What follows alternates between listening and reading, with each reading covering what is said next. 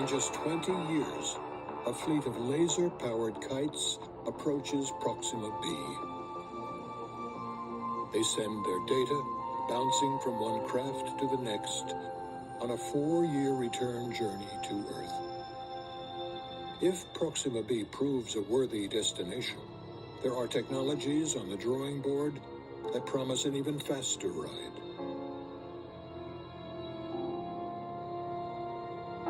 What if we could tap into the stuff of science fiction?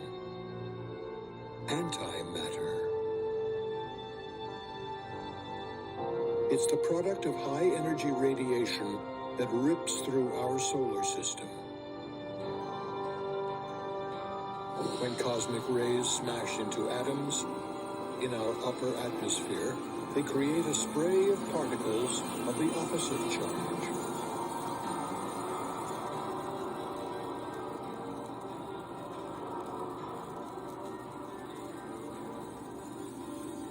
If we can't capture antimatter particles in orbit, we may find a way to produce them on Earth.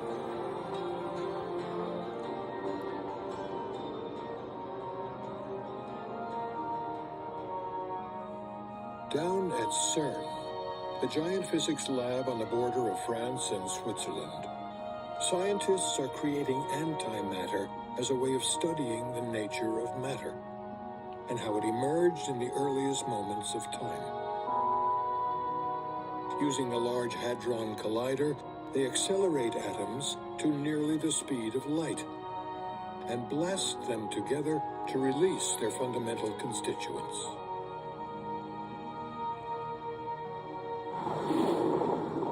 But the antimatter yield is so small that the cost of producing just a gram's worth is estimated to be upwards of $100 trillion. And the stuff is so volatile that storing more than a few atoms at a time remains a significant challenge. Our ability to produce such an energy-dense fuel raises basic questions about the imperatives of interstellar flight. It recalls past debates about nuclear power, whether we can safely acquire, store, and put it to use. Do the dangers outweigh the benefits?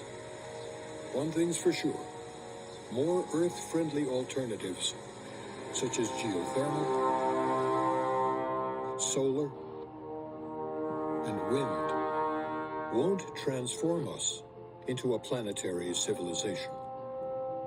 And they don't have the explosive power to get us to Proxima Centauri. Antimatter might. It is the most powerful fuel known, with about 2 billion times more energy than conventional rocket fuel.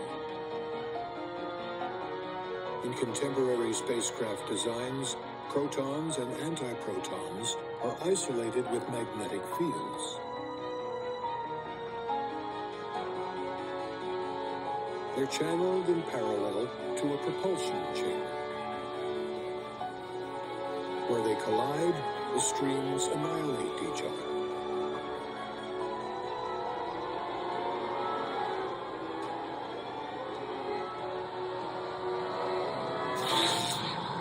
The blast creates a high-energy beam that pushes on a magnetic field within the craft, accelerating it forward. Though it would only take 1,000th of a gram to fly to Saturn, the craft would need to carry tons more to get up to interstellar speeds and reach Proxima Centauri within a human lifetime. Such a potent fuel brings serious hazards. The high temperatures produced by an antimatter engine would be enough to destroy the spacecraft. It would have to be made of materials not yet invented that can radiate that heat into space.